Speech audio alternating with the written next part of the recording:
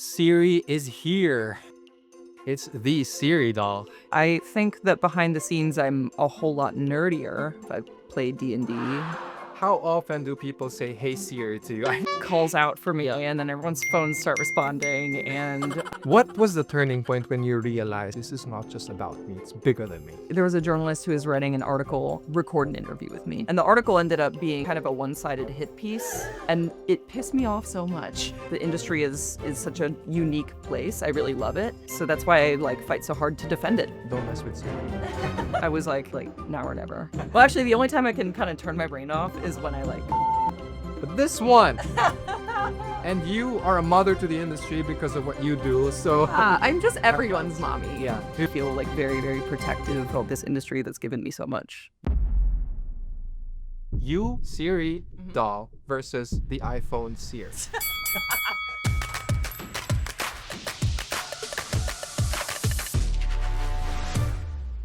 Hey guys, welcome to the Behind the Scenes podcast, where we feature beautiful people with beautiful stories behind the beautiful films that you love. And today, it's another beautiful day for us because we have a very beautiful woman. And I have been all day practicing to say this, and I can finally say this. Siri is here. Hello. But yeah, not your iPhone Siri. Oh. It's the Siri doll, and she is amazing. She is really very pretty on socials and the internet, but in person, like here, extra. And I can't wait to have a really heart-to-heart talk about her life and her great work of art. Please all welcome us, Siri Dahl. Siri, I forgot to mention multi-award. Yes. Pretty face. Great body. Is there anything bad about you? Because I can see it. Nothing. I'm a night owl. Oh, that's not bad. It's kind of bad sometimes for For when I have to work wake up reasons. early for. Yeah, but everything I see about you are pretty. Your work physically, and I heard your personality is great too, and you're an advocate of a lot of great things for the industry. Thank you for what you do and who you are, Siri. Thank you. And we're here to get to know you. Do you mind if we have a little conversation with you before we shoot? Conversation. Yes, I like to yap. Siri, how often do people say, "Hey Siri" to you? I know this is not the first time you had this joke. Yeah, it happens all the time. Like just a couple days Yeah. ago. I mean, pretty much every time I'm on set. Yeah. There's at some point during the day someone calls out for me, and then everyone's phones start responding, and Right. yeah, and so I always tell people, I haven't said it to anyone on set today, but you can actually go into the settings and change it to where you have to say the full hey instead of just the name, which then reduces the amount of phones that are answering for me on set. And that's kind of a funny thing. But Siri, we know you already. But in your perspective, what is Siri Doll best known for? When I first started out, it was Yeah. my Okay. and then, as all my fans already know, I got a breast reduction when I was retired from the industry for 5 years, and then I came out of retirement, so my body looked a little different. My are still objectively big, but I think at this point probably more well known for having a very big. Ooh, I know. They are pretty too.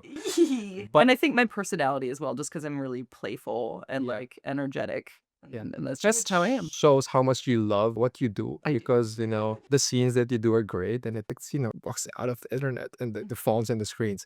But Siri, what do you think is your best asset? You have a lot. My best asset, honestly, my face. I really like my face. I agree.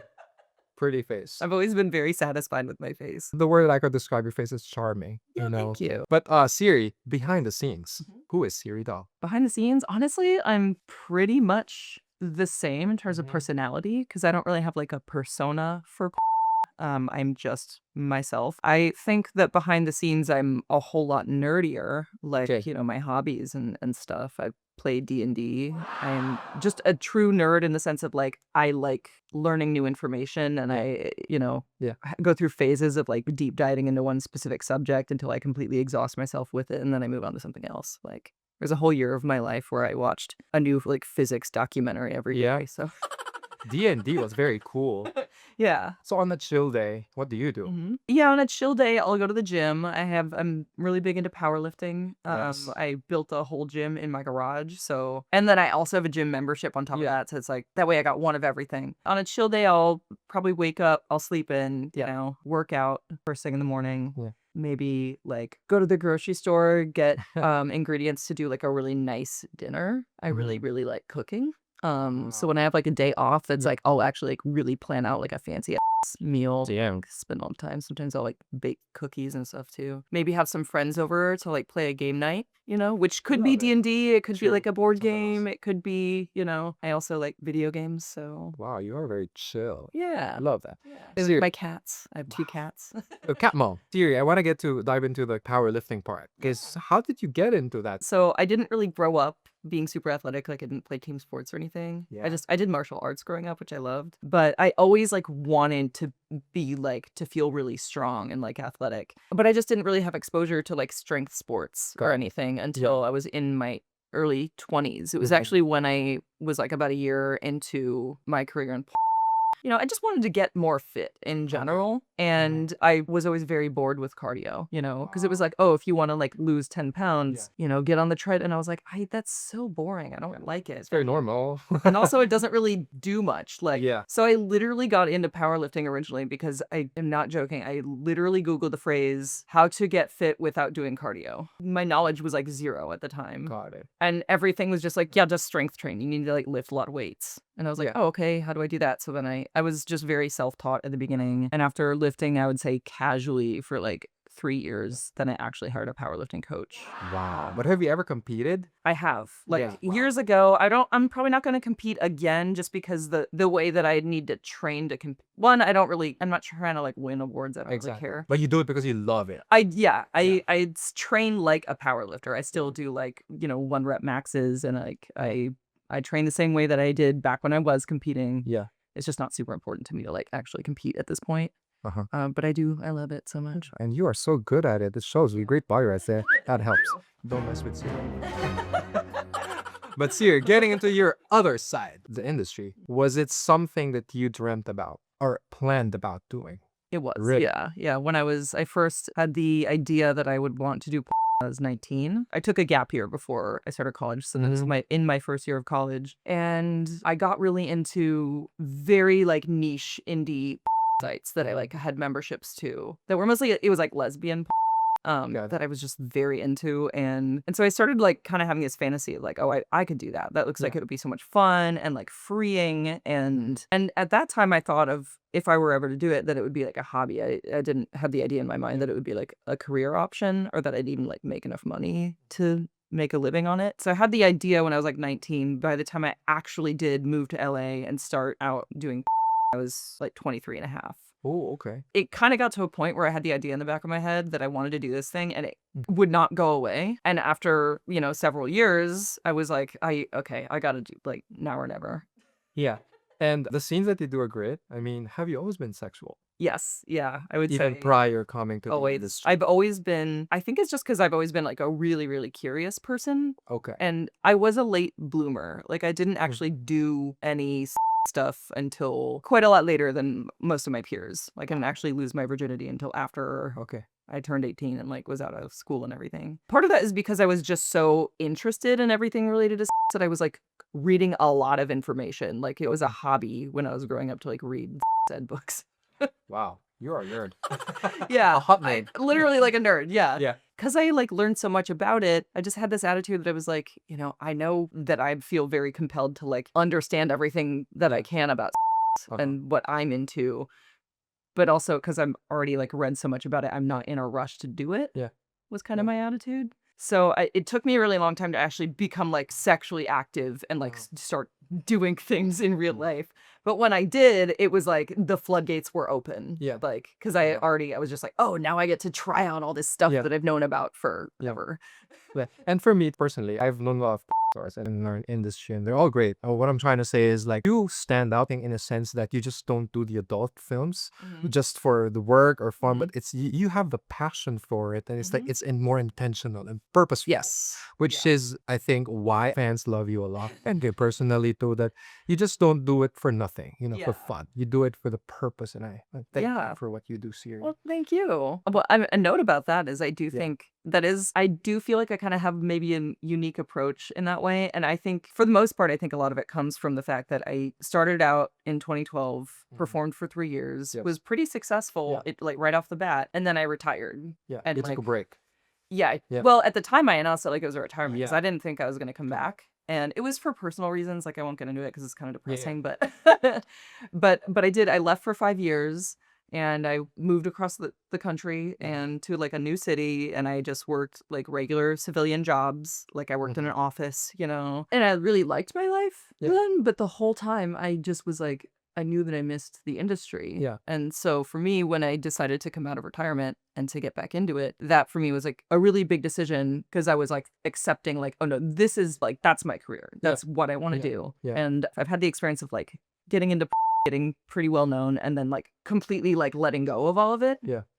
And going back to a normal life, also finding success in that, but then just being like, no, like the industry is such a unique place. I really love it. Mm. And so that's why I like fight so hard to defend it, you know, when there's like, you know, like political attacks or like whatever might be going on Yeah. that's like harming people. And I just feel like very, very protective of this industry that's given me so much. Yeah. But Siri, also, like when you took a break, it's not like you're not getting jobs, your name is like already in the shadow, but no, you were in your peak and you took a break. So Yeah. you know what I mean? Yeah. So it was really heartbreaking for us followers Yeah. to like, you know, see you go, but thank you for coming back. Yeah. I hope you're not leaving us soon because the industry will never be the same without Siri Dahl. I say that now I'm like, I'm a lifer. Oh, okay. Love that. Well, I mean, truly, I think like no matter how old I get, I'm not going to be in front of the camera forever, obviously, but I'll always have some involvement. Like, Yeah. you know. Yeah, and you're a living legend of the industry. But what was the turning point when you realized that, oh my gosh, this is not just about me, it's bigger than me? I would say, well, when I started getting really into activism was right when I came out of retirement. So like spring, like March, you know, summer of 2020. And there was a journalist who was writing an article about a website and contacted me to ask to like record an interview with me to have my like opinion that he would put into this article. And the article ended up being like kind of a one-sided hit piece. Yeah. And the journalist, we had like a 45-minute conversation that I had recorded as well. So I knew what I said because I recorded myself in it. Smart move. And he took like 5 words that I said and put them in a paragraph to make it sound like I supported what he was saying when I didn't. And it pissed me off so much. That was the moment where I was like, oh, this is like playing really dirty. Like this person just wants to make the whole industry look bad and like we don't deserve that. And that fired you up. Yeah. Passion. Yeah. And then ever since then, I've just been like, okay, like, you know, I make myself available to journalists all the time if they're writing something about our industry. Cause I'm like, if you're going to talk to someone, you need to talk to someone who knows their and can like speak to the issues. Wow. And, you know, not misrepresent us. You're an industry warrior, industry hero. Thank you. Siri, people look up to you. But have you ever also gotten an advice from somebody? Because you really talk well and you know you inspire a lot of people. But where does this coming from? Yeah, I would say 2 people. Like my mom, because my mom is very very smart, very accomplished, intelligent person. She's a very powerful woman. Some might say intimidating. So She's supportive of you. Yes, she is. She didn't, I mean, my parents really hated that I did initially, but it's like, it's just a part of my life now, you know, they fully accept it. We don't really need to talk about it, but they're just proud that I have like figured out a way to do things that works for me and that I'm very happy doing it, you know, and that's what they care about more than anything. So, but my mom is like definitely an inspiration. And I also find that the older I get, the more I'm like her. The less shit I'm willing to take, you know? And then I would also say that I had a college professor because I double majored in gender studies and communications. Yes. And there was one of my college professors that was just really important to me in the way that she had a big hand in teaching me how to like think critically, honestly, because that's something that I don't know, not a lot of people are really taught in like grade school. But that really opened up my mind and like into different ways of thinking about things. And I mean, in any way, like whether it's like a cultural issue or anything like that. So. And that's why you are this like fluent and like your brain is like oozing with. I can't turn my brain off sometimes. Well, actually, the only time I can kind of turn my brain off is when I like. So that's okay. It's like it's kind of like it's like 2 extremes. Yeah. And speaking about climax, your most requested feed on our website. You know that? So That's let me crazy. let me ask you. See, I've never thought I have the particularly cute feet, but everyone keeps They're pretty. telling me I'm wrong when I think that, so What are you doing? So what I'm saying is you have a lot of foot fans. I do. Wow. More and more. More and more. Yeah, they Okay. keep circling Yeah. wagons, Yeah. which I love. Uh-huh. And I must say you have a very pretty face, which means they should also have pretty feet, you know? But what's the most memorable request that you got about your feet? If there's anything. I mean, just the most memorable. I don't think it's weird. Like, I Yeah. totally get why people like this. But just memorable because it's so funny for me to do it. Yeah. Is to sign a fan's name like using my feet. Wow. Okay. Yeah, I haven't done it in a while. I need to do another run of that. But I used to do a thing like where every couple months or something, I would say like, okay, I'm doing foot signing custom. So like pay your however many dollars and like the name you want me to write. And then I'll like film a video of me like putting a Sharpie between my toes and I like Wow. write their name. Are you flexible? Are you able to do that? Yeah. Okay. Yeah, I'm we'll pretty see a lot of that later. But Siri, thank you for debuting on our feed side. And I'm sure the fans are going crazy right now because we have you all finally on our side. But Siri, I am a stalker for you. So I have stalked you everywhere. And I'm going to show you some of your most memorable photos online. Oh my God. Are we going to take a little through memory lane? Memory lane. And if you can tell me what's going on behind the scenes. Oh, absolutely. Okay. According to my research, this is your very first Instagram photo that you've posted. Do you remember what that is? What? No. Also, I'm on my like 8th Instagram. Yeah, that's what I was gonna I'm ask like, wait, the original account, like back in the day. This is probably not. Okay. But from your current account, this was the original. Oh yeah, that was during lockdown in 2020. Okay, COVID. Yep, and so Was this for a scene? It is. You know, like a lot of studios at the time were doing like home shot things where they'd like give the talent like, you know, a budget and say like, make it official. This stuff. So I did a series called Cardiogasm, which was me like being like a sexy workout instructor. I did like 4 like 20-minute things where I'd do a whole workout and give them instructions like how many reps. And then at the end, I would strip my clothes down and I have to look at that. Siri, you're the perfect character for that because you're very fit for that role. But this one is probably one of my favorites. Oh, I love that one so much. Is it for a scene or just... That was just a shoot. I hired a photographer, an amazing photographer named Alexandra Kacha. And I love that they do like very cool, vibey, like they have a very specific aesthetic. And I was going for like a 70s Playboy inspired photo shoot. Well, your photos are very aesthetic, I must say. The camera loves you so much. This is very Siri Dahl. That is for, yes. So that was a photo shoot I did with my friend Gustavo. You know, like 80s aerobic videos and that was the inspiration for that, or like 80s bodybuilder aesthetic stuff. And I just put on all these bright colors and I covered myself in oil. And we did a whole photo shoot of me doing, like, actually this specific photo was so funny because we took, like, I had to hold that position for like 5 minutes. Wow. Because we were getting so many different like angles. Well, I'm sure that was easy for you, you know. But have you ever done like instructing a crowd of aerobic people? No? No, not really. I mean, because I think we're gonna be the hottest aerobics instructor, you know. But this one. Okay, this creates a lot of buzz. This is just for a scene, I know. My question for you, Siri, is: do you ever see yourself being a mother? No. I have always known that I don't want kids. I literally got my tubes tied a couple years ago. Okay. So I fully committed to that as a fact of my life. Other people's kids are chill, you know. Family members who have kids. I like to be a cool aunt. Okay. But yeah, and I don't ever want to be a mom. I'm fully ready and willing to admit that I'm too selfish to do that. No, it happens. It requires sacrifice, and I'm not. Exactly. And you are a mother to the industry because of what you do, so...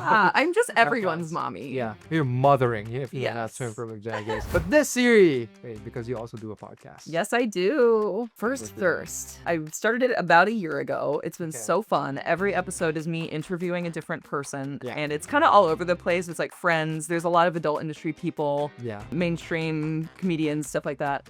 And I ask one question, which is who or what was your first pop culture crush? Yes. Okay. And so It gets into some weird conversations because what I'm trying to do is like assess what a person who's now, whatever age they are in the adulthood, like what were the like things, like even if it was a cartoon character, like when you were growing up, like what crushes did you have and what do you think that they say about you now? Like, are you still into this like certain kind of thing or what? And I intended to show this photo because I know you really asked that simple question that takes you places. Yeah. But today, you get to answer that question, Siri. Who is your pop culture crush? I always ask people about it. It's your turn, Siri. Okay, I have so many. I think of new ones all the time. For me, probably one of the most significant crushes that I had, and this was like when I was a teenager. I grew up watching like Willy Wonka, not the new one. Dear God, no, I'm scared to watch that. My deepest like early like crush was Gene Wilder. Okay. And I grew up watching Charlie and the Chocolate Factory. Didn't hit from that. It hit when I saw Young Frankenstein for the first time. Okay. When I was like a sophomore, maybe in high school. And I just immediately fell in love with Gene Wilder. My username online for years was literally I love Gene Wilder. That was like my AOL chat username. And it makes sense when I think about like the kind of people I'm attracted to now, because I'm attracted to men who are like I love a dude with like a nose, you know? Yeah. And I love like someone who's like soft spoken, funny, has a great sense of humor. If they can sing, that's like a huge plus. So there's a lot of things about specifically Gene Wilder that carry over into like even my partner now that I'm with. I'm like, oh yeah, this makes complete sense. Nice. So thank you for taking me back down the memory lane, Siri. And that's a lot of fun doing that with you. But I'm not done with you yet. But Siri, I have a game for you, and I will call it Yes, please. Hey Siri. Oh my God.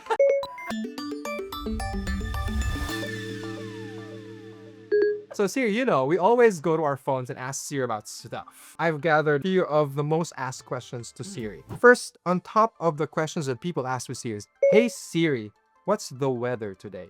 So now would you answer that? The weather today will be 75 degrees and sunny. Partly cloudy, in fact. I'm looking out the window right now as I say that. Okay. That's hot. Okay. I've never imagined that Siri would be that hot. Hey Siri, tell me a joke. Wow, me having to come up with a joke on the spot is not it. Why did the chicken cross the road? Why? Because he wanted to get to the other side. Hey! That was funny. Okay. People ask, the third most famous question to Siri is, hey Siri, flip a coin. Why? Why do you guys want Siri to flip a coin? I do have a coin, Siri. I'm ready. Can you flip a coin? There you go. Tails. Tails. I don't know what we get for tails, but maybe good. Maybe scene. I get another Good scene. question. Good scene today. Okay, lastly, hey Siri, what's the meaning of life? Oh, for Siri Dahl, what's the meaning of Be life? kind to each other. Love that. Simple yet powerful. Mm-hmm. There you go. I'm not done, Siri. All right. Okay, we're gonna have a competition. You, Siri Dahl versus the iPhone Siri. So the first question that I want to ask is, hey Siri, how do I get over someone?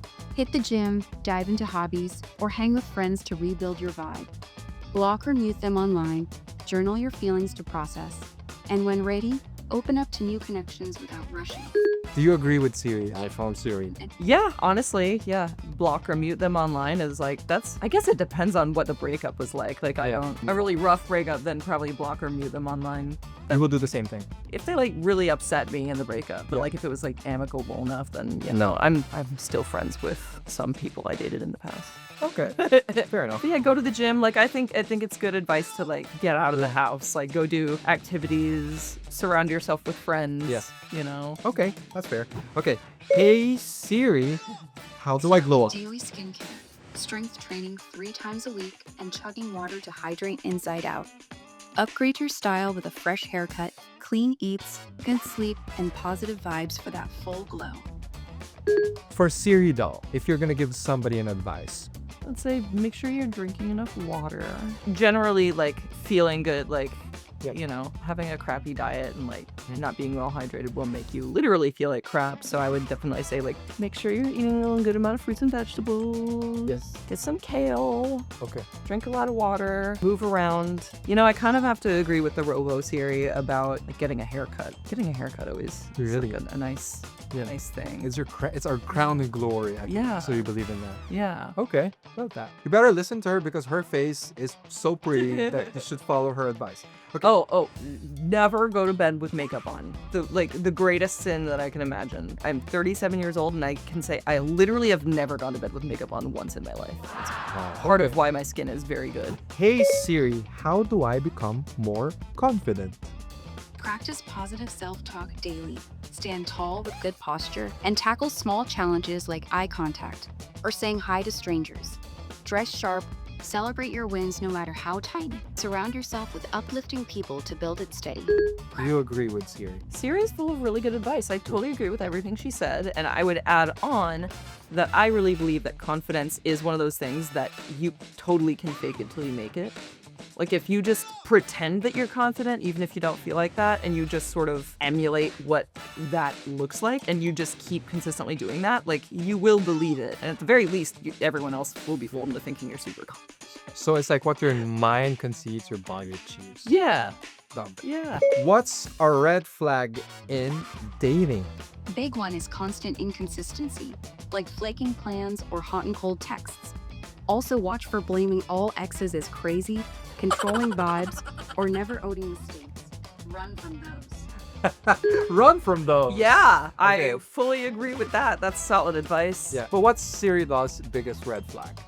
Oh my gosh. I literally have some from like my own personal experience. I mean, some of them are things that she already said. So I'm going to pull up a red flag that she didn't mention that has not actually happened to me, but it happened to a friend of mine. And we all were like, this is a red flag. He dated this guy for like almost a year. Yeah. And he would only go to her house. And like supposedly he had like told, like showed her photos and all this stuff about like how he had like this great like condo near Manhattan Beach.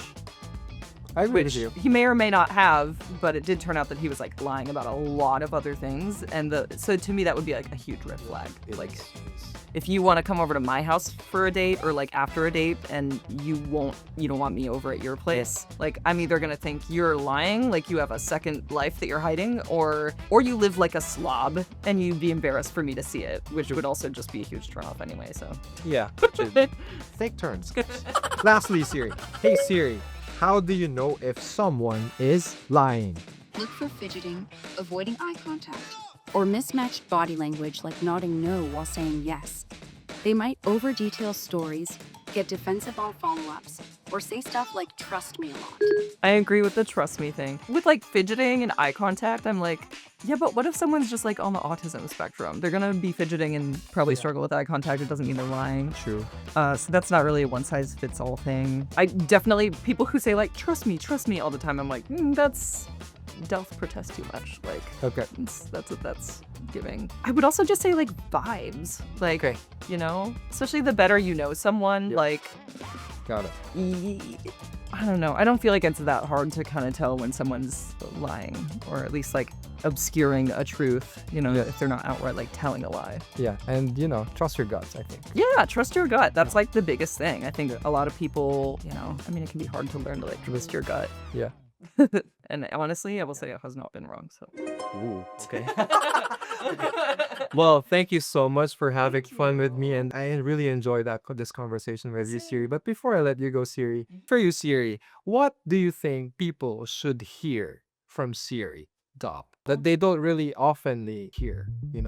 So what do you think the world needs to hear from Siri Dahl, who is very known for her intelligence and great impact?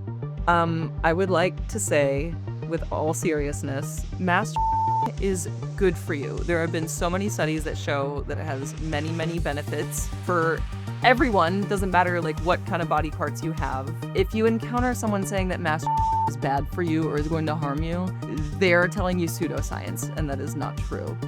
That being said, if you just don't want to mass for one reason, like that's fine, that's your prerogative, but please don't avoid it because you've been told it's somehow bad for you or unhealthy. That is literally the opposite of the truth.